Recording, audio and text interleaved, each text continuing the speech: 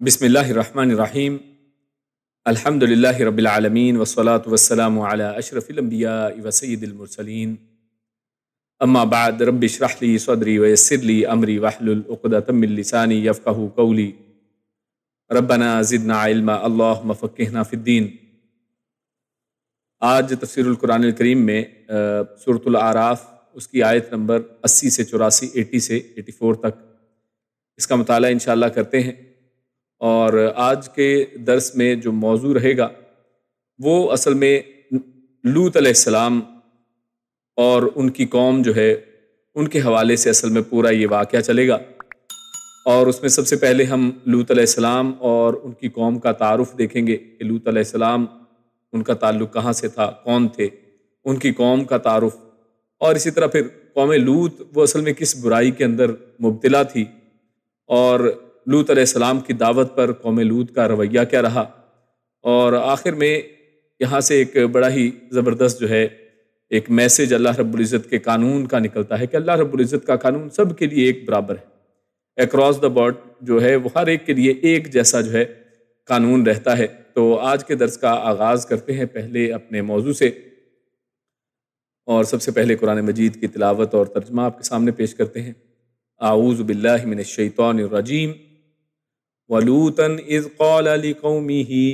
أَتَأْتُونَ الْفَاحِشَةَ مَا سَبَقَكُم بِهَا مِنْ أَحَدٍ مِّنَ الْعَالَمِينَ إِنَّكُمْ لَتَأْتُونَ الرِّجَالَ شَهْوَةً مِّن دُونِ النِّسَاءِ بَلْ أَنتُمْ قَوْمٌ مُّسْرِفُونَ۔ یہ دو آیت نمبر 80 اور 81 آپ کے سامنے پیش کی۔ اللہ فرماتا ہے وَلُوطًا إِذْ قَالَ لِقَوْمِهِ، ولوطن اور لوط علیہ السلام، اذ قال اذ جب، قال کہا انہوں نے، قال لقومہ اپنی قوم سے، اتأتون یہ سوال کے لیے ہے یا تعجب کے لیے بھی ہوا کرتا ہے، تو کیا تأتون تم لاتے ہو یا تم ارتکاب کرتے ہو، الفاحشہ فحاشی کا، بے حیائی کا ارتکاب کرتے ہو، ما سبقکم ما نہیں، سبقہ یعنی سبقت لے گیا یا تم سے پہلے نہیں ہوا، تم سب یعنی تم سب سے پہلے جو نہیں ہوا، نہیں سبقت کی تم سے، بیہا اس کی یعنی ایسی فحاشی تم سے پہلے کسی اور نے نہیں کی،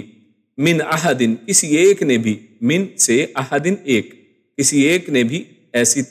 فحاشی جو ہے وہ نہیں کی تم سے پہلے، من العالمین من میں سے، العالمین جہانوں میں، یعنی جہان یا جتنے بھی ادوار گزرے ہیں، جتنے بھی لوگ گزرے ہیں، ان سب میں سب سے پہلے تم ہی ہو جنہوں نے ایسی فحاشی کی ہے۔ انکم بے شک تم سب، لتأتون لام یہ لام تاکید ہے، یعنی یقیناً تأتون تم آتے ہو، اور رجال مردوں کے پاس، شہوتاً شہوت کے ساتھ، یعنی خواہش نفس کو، نفسانی خواہش کو بجھانے کے لیے، من دون النساء من علاوہ، دون النساء عورتوں کے، من سے دون النساء عورتوں کے علاوہ، یعنی عورتوں کے ہوتے ہوئے ان میں سے کی بجائے ان کے علاوہ کے پاس تم مردوں کے پاس جاتے ہو، بل انتم بلکہ انتم تم سب ہو، قوم لوگ یا ایسی قوم، مسرفون جو اسراف کرنے والی ہے، اسراف یعنی کوئی ایک حد جو مقرر ہو اس سے آگے تجاوز کرنا، اس سے بڑھنے والی، تو تم یقیناً حد سے بڑھنے والی، حد سے تجاوز کرنے والی قوم ہو۔ تو یہ دو آیات جس میں لوط علیہ السلام کا تذکرہ ہوا، ان کی قوم کے ساتھ ان کا جو پہلا مکالمہ ہے، اس حوالے سے اس کا اللہ رب العزت نے یہاں پر وہ بیان کیا۔ تو اس میں سب سے پہلے ہم دیکھتے ہیں کہ لوط علیہ السلام جو ہیں وہ اصل میں کون ہیں۔ تو اس حوالے سے قرآن مجید خود ہماری رہنمائی کرتا ہے۔ اللہ رب العزت نے سورۃ العنکبوت آیت نمبر اس کی 26 ہے، جس میں اللہ فرماتا ہے فآمن لہ لوط وقال انی مہاجر الی ربی انہ هو العزیز الحکیم۔ تو یہ اصل میں ابراہیم علیہ السلام کا واقعہ ہے کہ جب ابراہیم علیہ السلام کو آگ میں ڈالا جاتا ہے، اور آپ جانتے ہیں کہ ابراہیم علیہ السلام کا مسکن جو تھا وہ عراق کا علاقہ تھا، اور یہ دجلہ اور فرات ان دریاؤں کے درمیان کا علاقہ، اس میں ابراہیم علیہ السلام تھے، اور وہاں پر جب آگ کے اندر ان کو ڈالا جاتا ہے اور ابراہیم علیہ السلام اللہ رب العزت کے ایک معجزے کے ذریعے کہ جس میں اللہ رب العزت آگ کو ٹھنڈی رہنے کا حکم دیتے ہیں، تو ابراہیم علیہ السلام اللہ رب العزت ان کو بچا لیتے ہیں۔ تو جب بحفاظت ابراہیم علیہ السلام آگ سے بچ گئے تو اس وقت ایمان لانے والوں میں لوط علیہ السلام بھی تھے جو ان پر ایمان لے آئے، جس کا تذکرہ یہاں پر اس آیت میں سورۃ العنکبوت میں اللہ نے فرمایا فآمن لہ لوط، کہ لوط علیہ السلام ان پر ایمان لے آئے تھے۔ تو ابراہیم علیہ السلام جب انہوں نے اتنا بڑا معجزہ اپنی قوم کے سامنے، یہ معجزہ بھی آ گیا کہ کیسے اللہ رب العزت آگ کے اتنے بڑے پہاڑ کے اندر سے ابراہیم علیہ السلام کو کیسے محفوظ رکھتے ہیں، بلکہ ابراہیم علیہ السلام کہا کرتے تھے کہ میری زندگی کے سب سے حسین، سب سے زیادہ پرمسرت اور جو مزے کے دن ہیں وہ اصل میں یہی دن تھے کہ جب میں آگ میں ڈالا گیا، کیونکہ آگ اللہ رب العزت نے ان کے لیے پھولوں جیسی بنا دی تھی، ٹھنڈک والی اور سلامتی والی ان کے لیے بن گئی تھی۔ تو خیر اتنے بڑے معجزے کو دیکھنے کے باوجود ان کی قوم والے جو تھے وہ ایمان نہ لائے، تو اس وقت پھر ابراہیم علیہ السلام نے ہجرت کی، جس کا یہاں پر سورۃ العنکبوت کے اندر اللہ نے تذکرہ فرمایا وقال انی مہاجر الی ربی انہ هو العزیز الحکیم۔ تو اصل میں یہ ہجرت ابراہیم علیہ السلام نے اور ان کے ساتھ ان کی بیوی سارہ اور اسی طرح لوط علیہ السلام، ان تینوں نے کی تھی، اور اس ہجرت کے اندر یہ عراق سے نکل کر اور یہ شام کے علاقے کے اندر آ جاتے ہیں، اور یہ شام کا وہ علاقہ ہے کہ جس کو آج ڈیڈ سی کہا جاتا ہے، بحر مردار جس کو کہتے ہیں، تو اس علاقے میں یہ آ جاتے ہیں۔ اور ابراہیم علیہ السلام تو کنعان کی طرف اور ان کا آگے سلسلہ بنتا ہے، لیکن لوط علیہ السلام کو اللہ رب العزت مبعوث فرماتے ہیں، کہ جس کے بارے میں سورہ انبیاء کے اندر اللہ رب العزت ارشاد فرماتا ہے وَلُوطًا آتَيْنَاهُ حُكْمًا وَعِلْمًا۔ اور اس آیت سے ہمیں پتہ چلا، سورۃ الانبیاء کی آیت نمبر 74 ہے، کہ لوط علیہ السلام کو بھی اللہ رب العزت نے حکمن، اور حکمن کیا ہے کہ فیصلہ کرنے کی طاقت، کہ یہ لوگوں کے اندر فیصلے کرتے تھے، اور ہر نبی اپنے قوم کے اندر وہی فیصل ہوا کرتا ہے، وعلما، اور اللہ رب العزت نے انہیں شریعت کا علم بھی عطا کیا تھا، وَنَجَّيْنَاهُ مِنَ الْقَرْيَةِ الَّتِي كَانَتْ تَعْمَلُ الْخَبَائِثَ۔ اور اللہ رب العزت نے اس آیت میں یہ بھی بیان کر دیا کہ اللہ نے ان کو ایک ایسی قوم کے اندر سے نجات دی کہ جو خبائث کے اندر مبتلا تھی، جو خبائث والا کام، جو خبیث انتہائی کبیح حرکت کیا کرتی تھی۔ انہم قوم کانوا قوم سوء فاسقین، یہ بہت ہی بری اور بہت ہی برے والے کام کرنے والی قوم تھی۔ تو خیر لوط علیہ السلام کو بھی اللہ رب العزت نے نبوت سے نوازا، اور اللہ رب العزت نے لوط علیہ السلام جب ابراہیم علیہ السلام کے ساتھ ہجرت کر کے آتے ہیں تو لوط علیہ السلام کو صدوم کا علاقہ ہے، یہ آج جارڈن جو ہے، اردن، جارڈن کا علاقہ، اس کے اندر جو ڈیڈ سی ہے، بحر مردار، اس کے دائیں کنارے کے اندر جو جارڈن کی طرف کنارہ پڑتا ہے، تو اس ڈیڈ سی کے تقریباً درمیانے حصے کے اندر یہ علاقہ ہے جس کو صدوم کہا جاتا ہے۔ تو صدوم والوں کی طرف ان کو اللہ رب العزت نے لوط علیہ السلام کو مبعوث فرمایا۔ تو یہ قوم اصل میں قوم صدوم تھی، جن کی طرف لوط علیہ السلام کو اللہ نے مبعوث فرمایا ہے،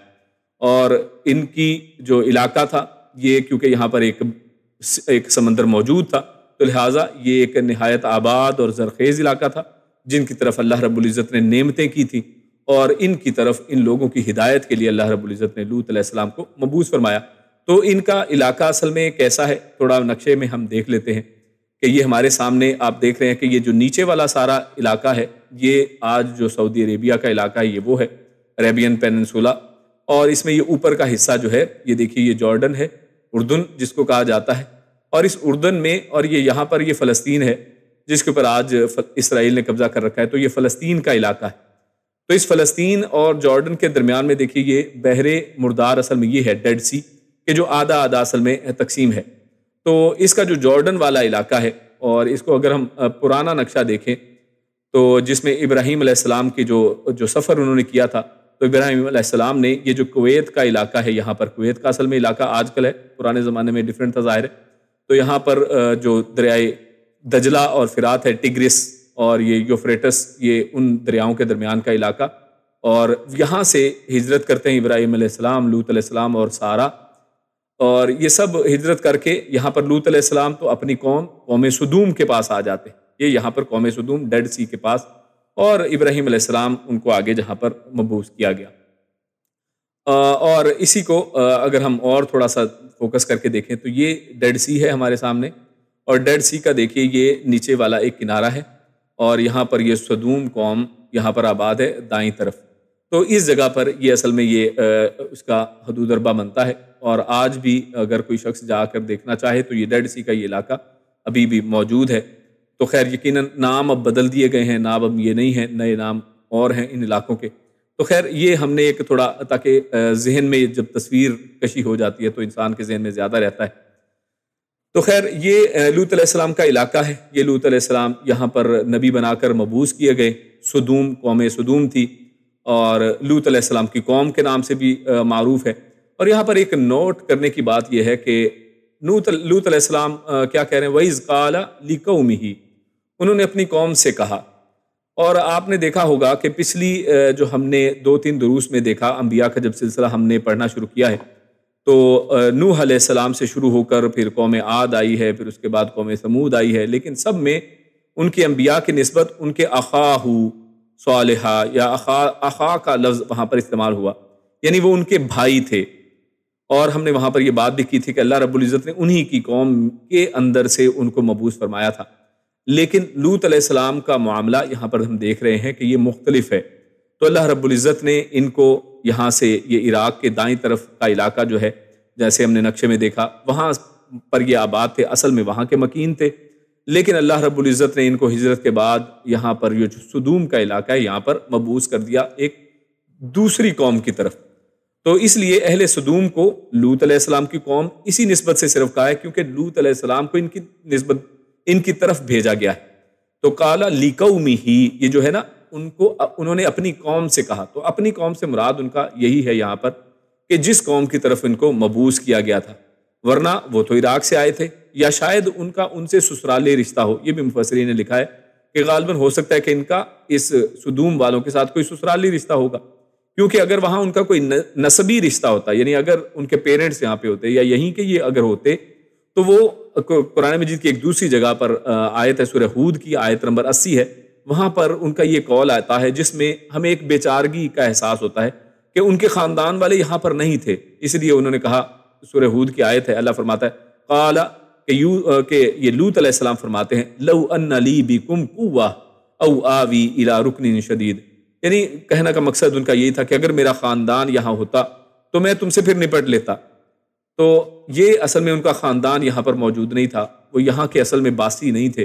لیکن اللہ نے ان کو مبعوث فرمایا. تو اس سے یہ بھی پتہ چلتا ہے کہ یہ بھی ایک صورت بعض اوقات ہوتی ہے کہ اللہ رب العزت کسی نبی کو کسی طرف بھیج دے. اور آج بھی اگر ہم دیکھیں تو رسول اللہ صلی اللہ علیہ وسلم وہ عرب کے اندر سے اٹھائے گئے، عرب کے اندر مبعوث کیے گئے، لیکن اس کا مطلب ہرگز یہ نہیں ہے کہ اللہ کے نبی محمد رسول اللہ صلی اللہ علیہ وسلم وہ صرف عربوں کے نبی ہیں،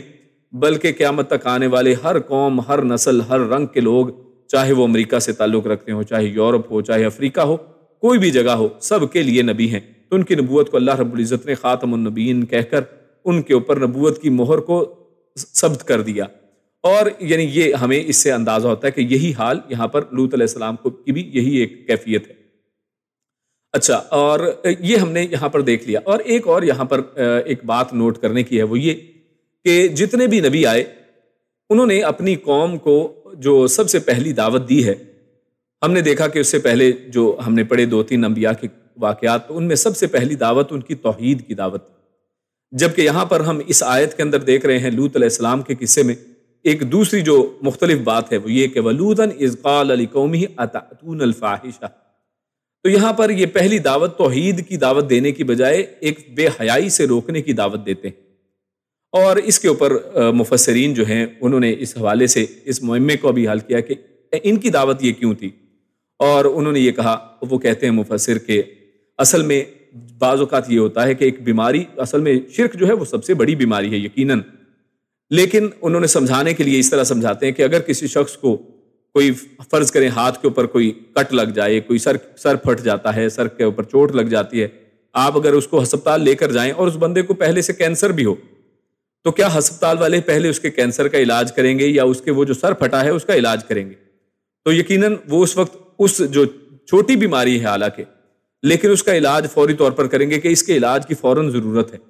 اور یقیناً جو دوسرا پیغام ہے اور جو اس کا کینسر ہے وہ ایک لانگ ٹرم، اس کی تو ریکٹیفیکیشن کرنی ہی ہے، اس کا علاج تو ضروری ہی ہے، لیکن وہ کیونکہ لانگ ٹرم ایک علاج ہے، تو اسی طرح لوط علیہ السلام یقیناً ان کی بھی دعوت تمام انبیاء کی دعوت کی طرح توحید کی دعوت رہی، انہوں نے بھی اب توحید کی طرف، ایک اللہ کی عبادت کی طرف بلایا ہے، لیکن ان کی جو پہلی دعوت ہے ان کی اس برائی کو، کیونکہ یہ برائی کوئی عام برائی نہیں تھی، یہ بالکل ایک مختلف بات تھی، اس لیے فرمایا اتأتون الفاحشہ ما سبقکم بہا، یعنی بے حیائی یہ تو بذات خود ایک بہت بڑا گناہ ہے۔ فحاشی کے اندر پڑنا، فحاشی جیسے کام جس کے اندر زنا ہے، خصوصاً یہاں پر جس کی بات اصل میں ہو رہی ہے، تو یہ ایک بہت بڑے گناہوں میں سے، کبائر میں سے یہ آتا ہے، لیکن اہل سدوم اس سے بھی کچھ آگے بڑھ گئے، اور جس کا ذکر آگے اگلی آیت کے اندر آتا ہے، اور جس کے حوالے سے خود یہاں پر کیا فرمایا، ما سبقکم، کہ تم سے پہلے کسی قوم نے ایسا نہیں کیا ہے، تم اس میں سبقت لے گئے ہو، یعنی سب سے پہل تم نے کی ہے۔ اور آپ جانتے ہیں کہ جب کوئی شخص پہل کرتا ہے تو تمام تر برائی کرنے والے جب اس کے بعد کوئی برائی کرتے ہیں تو پہل کرنے والے کو اس کا جو ہے اس کے گناہ کے اندر بھی وہ شامل رہتا ہے، اور اگر کوئی نیکی کا کام ہو تو اس کے ثواب کے اندر بھی وہ شخص شامل رہتا ہے۔ تو یہاں پر انہوں نے اصل میں سبقت لے گئے ہیں، انہوں نے پہلی دفعہ دنیا کے اندر یہ ایک پہلی بیماری، نئی بیماری انٹروڈیوس کروائی، ایک نیا گناہ انٹروڈیوس کروایا ہے، کہ جس کے بارے میں آگے اللہ رب العزت فرماتا ہے انکم لتأتون الرجال شہوتاً۔ اب اللہ رب العزت نے قرآن مجید کے اندر جو آدم علیہ السلام اور آدم علیہ السلام کی ایک پوری نسل ہے، اس کا ایک سلسلہ بڑے ہی بہترین انداز سے اللہ رب العزت نے اپنی حکمت کے تحت اس کو اس کو ایک ڈیزائن کیا ہے، اور اللہ رب العزت نے سورۃ النساء کی شروع کی آیت، پہلی آیت میں اللہ رب العزت نے ارشاد فرمایا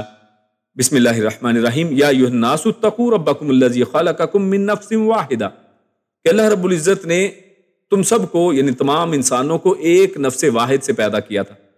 وخلق منہا زوجہا، اور آدم علیہ السلام سے پھر اللہ رب العزت نے ان کی بیوی حوا کو پیدا کیا، وبث منہما رجالا کثیرا ونساء، اور اللہ رب العزت نے پھر یہ آدم اور حوا، یہ میاں بیوی کا ایک پاکیزہ رشتہ، اور اس رشتے کے اندر ایک ایسی برکت رکھی اور اس رشتے کو ایسا پاکیزہ اور بہترین رشتہ بنایا ہے کہ ان کے ذریعے اللہ رب العزت نے پوری دنیا کے اندر تمام انسانوں کو پیدا کیا ہے۔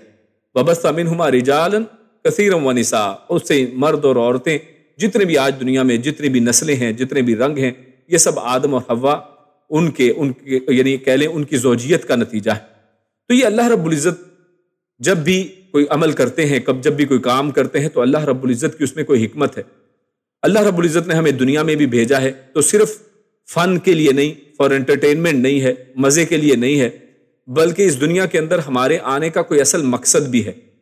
یعنی صرف فن ہو، صرف انٹرٹینمنٹ ہو تو یہ اصل میں اللہ رب العزت اس طرح کے کام نہیں کیا کرتا، نہ ہی اللہ رب العزت ایسی چیزیں پسند کرتا ہے۔ ہاں، آپ انٹرٹین ہو سکتے ہیں، آپ بھی مزہ تلاش کر سکتے ہیں، لیکن حلال طریقے کے ساتھ، اور ایسا کہ جو با مقصد ہو، جس کے اندر کوئی مقصد ہو۔ اور خود اللہ رب العزت نے اس کا ایک مقصد بیان کیا ہے، میاں بیوی کے رشتے کا ایک مقصد ہے اور اس کے اندر ایک پاکیزگی ہے، لیکن یہ لوگ انہوں نے کیا کیا ہے، انکم لتأتون الرجال۔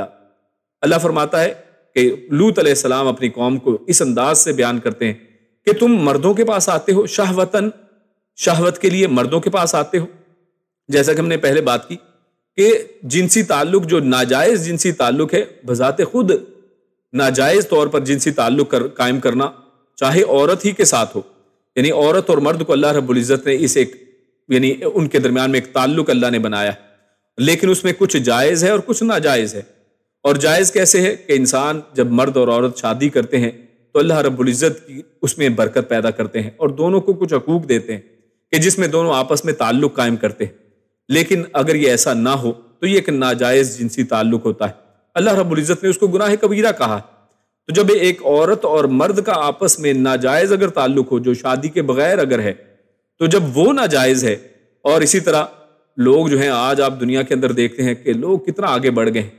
اور چھوٹے کم عمر بچوں کے ساتھ جو ہے ان کے ساتھ جنسی تعلق کو قائم کرتے ہیں، لیکن یہاں پر کیا ہے، انہوں نے یہاں پر ایک اور بڑی بات کی ہے، الرجال تاتون الرجال، کہ تم مردوں کے پاس آتے ہو، یعنی عورتیں بھی نہیں، کوئی اور بھی نہیں کہ جس کی طرف انسان اٹریکٹ ہوتا ہو،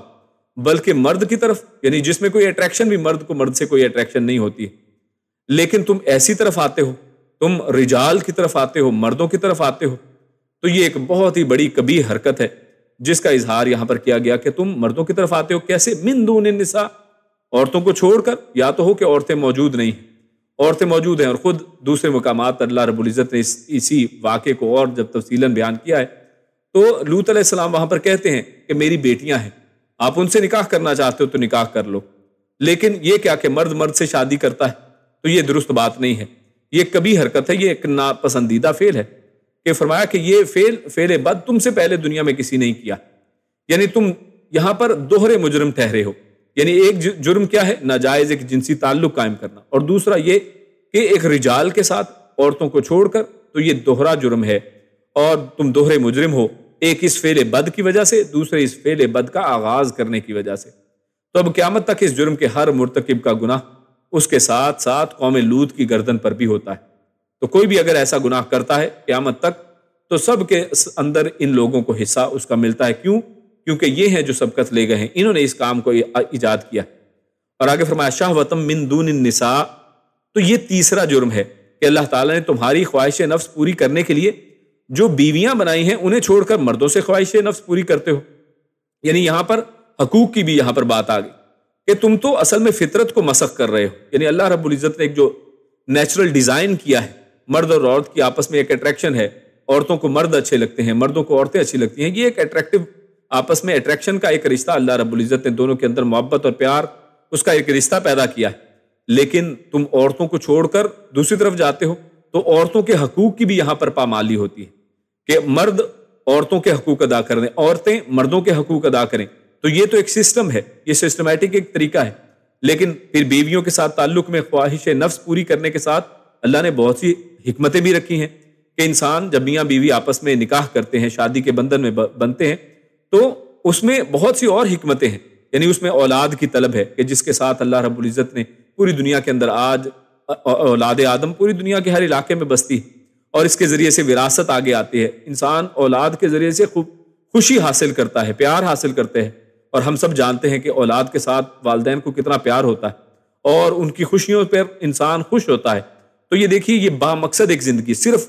نفس پرستی نہیں ہے کہ انسان کو یہ چیز اچھی لگتی ہے، اس سے میں انٹرٹین ہوتا ہوں تو یہ جناب میرے لیے جائز ہو جائے گی. کیونکہ آج دنیا نے کیا کیا چیزیں صرف انٹرٹینمنٹ کے نام پر جائز کر لی ہیں کہ نہیں، جس سے انسانوں کو خوشی ہوتی ہے، لوگوں کو جناب خوش کرنا ہمارا مقصد ہے. بہت سے لوگ ہیں جو اس طرح کے کام کرتے ہیں کہ جس میں صرف لوگوں کو خوش کرنا ہے،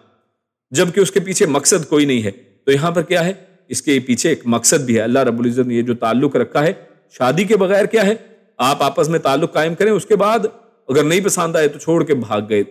اور کوئی ایک دوسرے کے حقوق کی ادائیگی نہیں ہے، کوئی اولاد کی طلب نہیں ہے. لیکن یہاں پر کیا ہے؟ شادی کے اندر اللہ رب العزت نے اولاد رکھی ہے، گھر کی رونق رکھی ہے،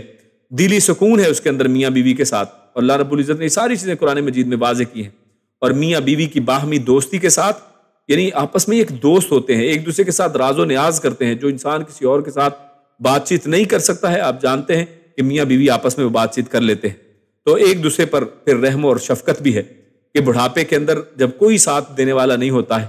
تو کون ہوتا ہے؟ بیوی میاں کا ساتھ دیتی ہے، میاں بیوی کا ساتھ دیتے ہیں، ایک دوسرے کے ساتھ اپنا دکھ سکھ وہ جو ہے وہ ایک دوسرے کے ساتھ بات چیت کرتے ہیں. اور یہ بہت بڑی ایک اللہ رب العزت نے ان دونوں کے اندر رحم اور شفقت اور محبت رکھی ہے. جیسا کہ سورہ روم میں اللہ نے فرمایا لِتَسْكُنُوا إِلَيْهَا وَجَعَلَ بَيْنَكُمْ مَوَدَّةً وَرَحْمَةً،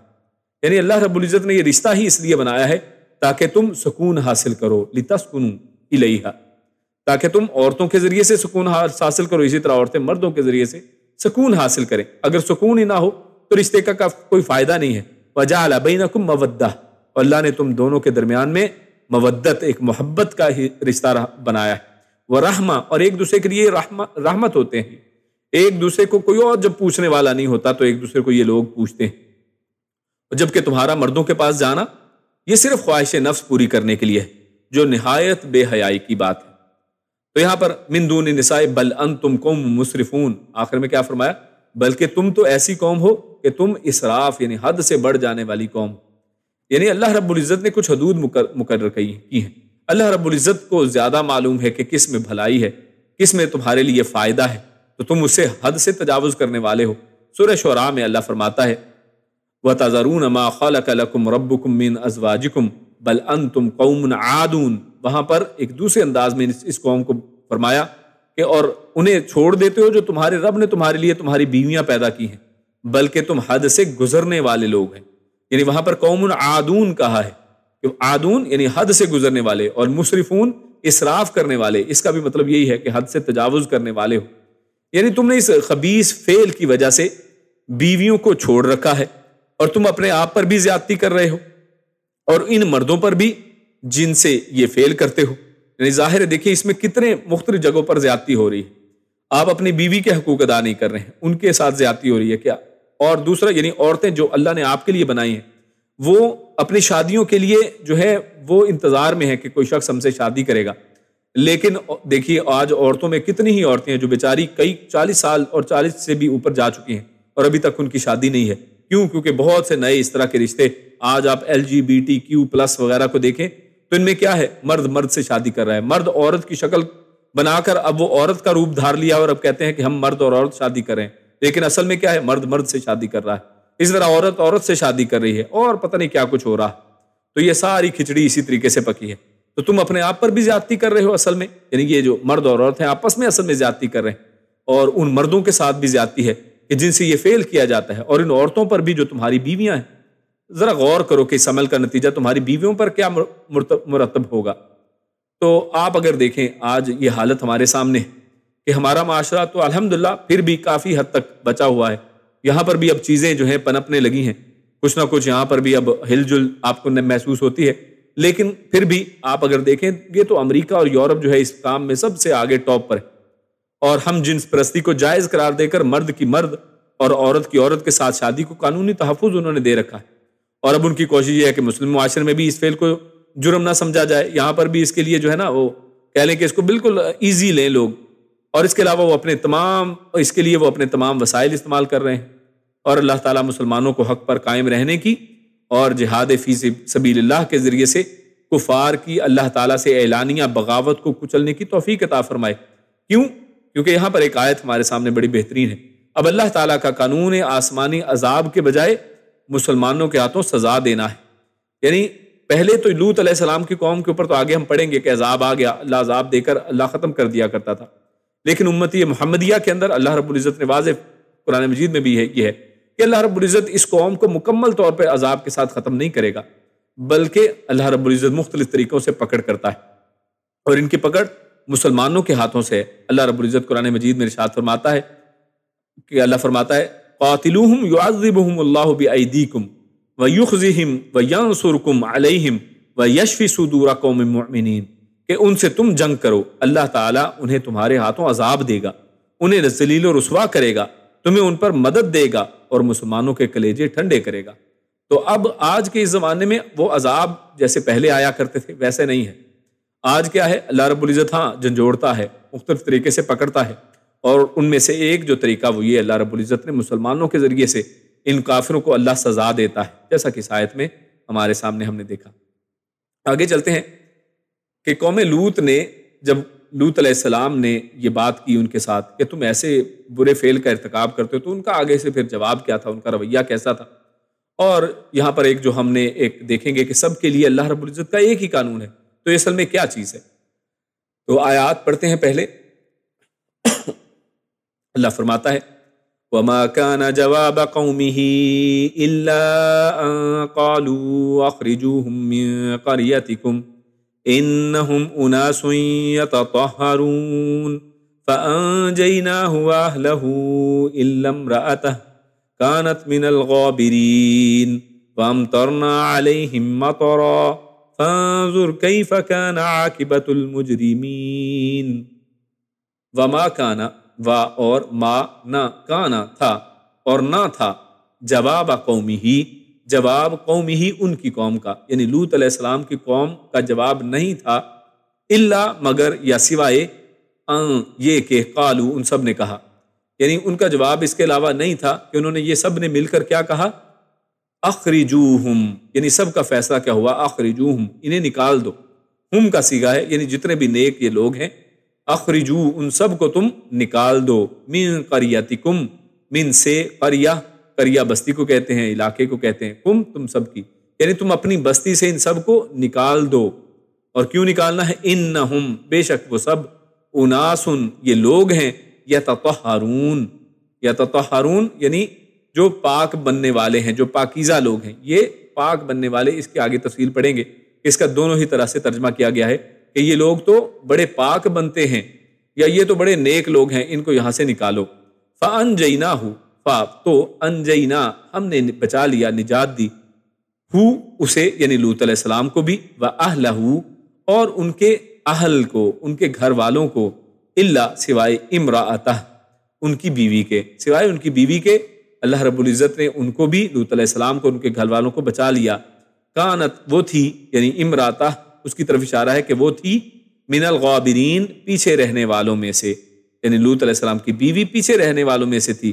وَأَمْطَرْنَا اور ہم نے، امطر یا مطر یہاں پر عرب میں بولتے ہیں لفظ بارش کے لیے، وامطر اور ہم نے برسائی، وامطرنا اور ہم نے بارش برسائی، علیہم ان پر، مطرا،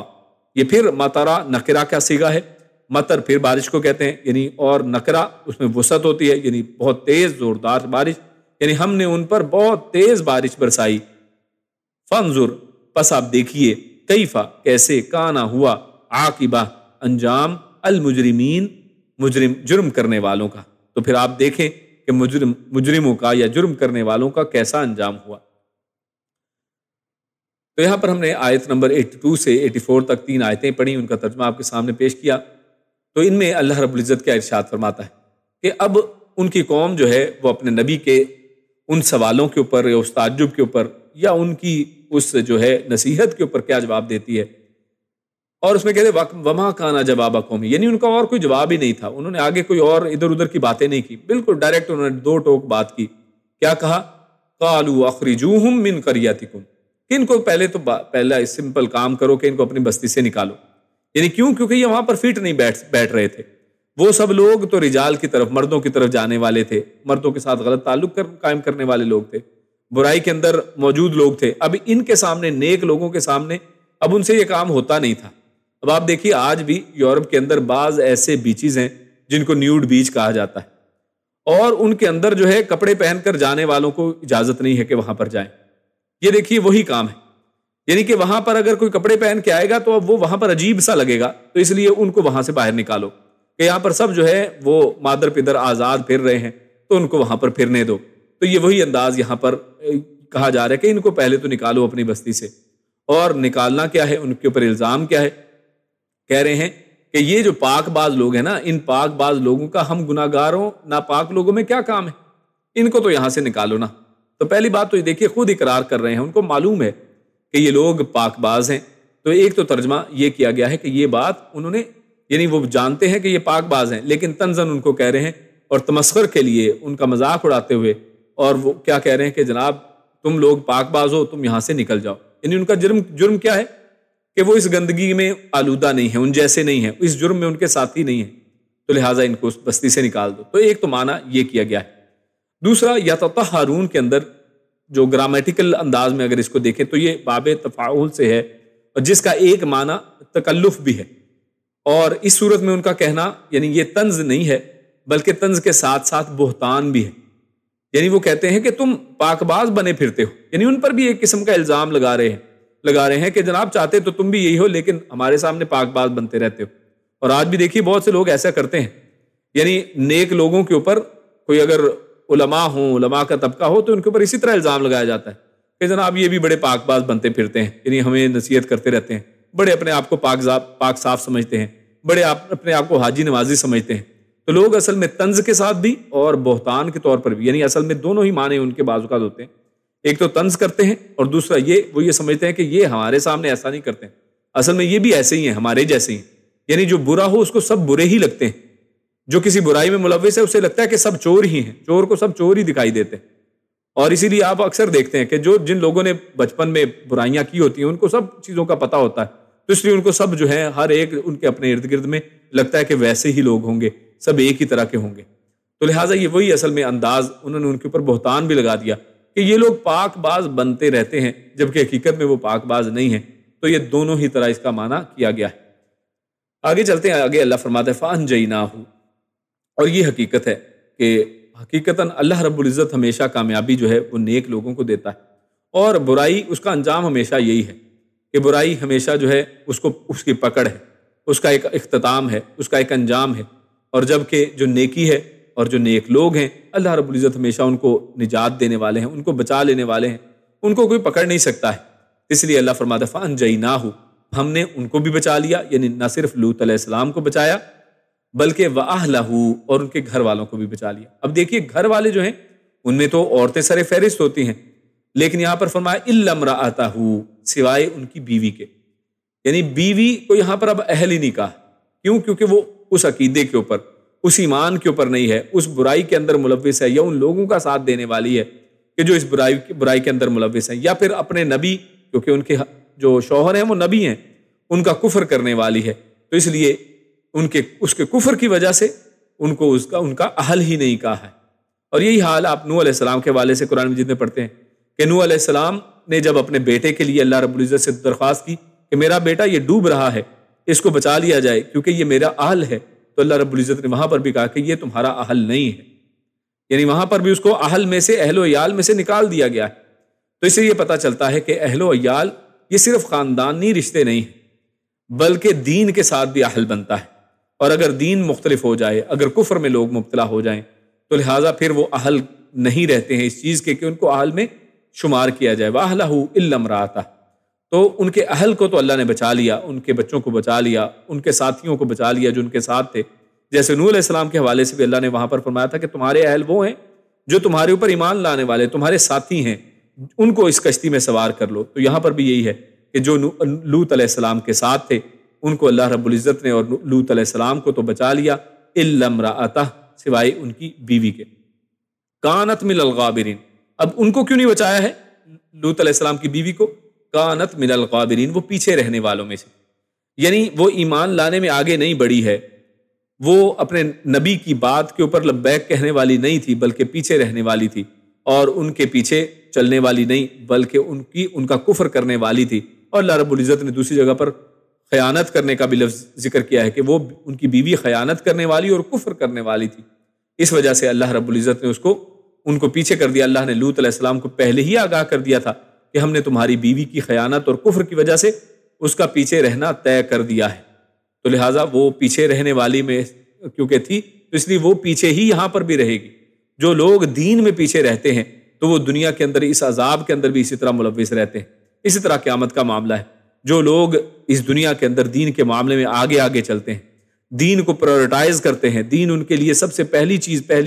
یعنی فرسٹ پرائورٹی کے اوپر ہوتا ہے، تو قیامت والے دن ان کے انجام بھی جو ہیں وہ فرسٹ پرائورٹی کے اندر، اور اللہ رب العزت کے جو قریب ترین لوگ ہیں، کئی تو وہ ہوں گے جو اللہ کے عرش کے نیچے ہوں گے، کئی وہ ہوں گے جو جنت الفردوس جو سب سے اونچا مقام ہے وہاں پر ہوں گے، اور کئی ایسے خوش قسمت لوگ ہوں گے جو کہ جن کو اللہ کے نبی صلی اللہ علیہ وسلم کا ساتھ نصیب ہوگا۔ اللہ رب العزت ہم سب کو ان لوگوں میں بنائے، اور جن لوگوں نے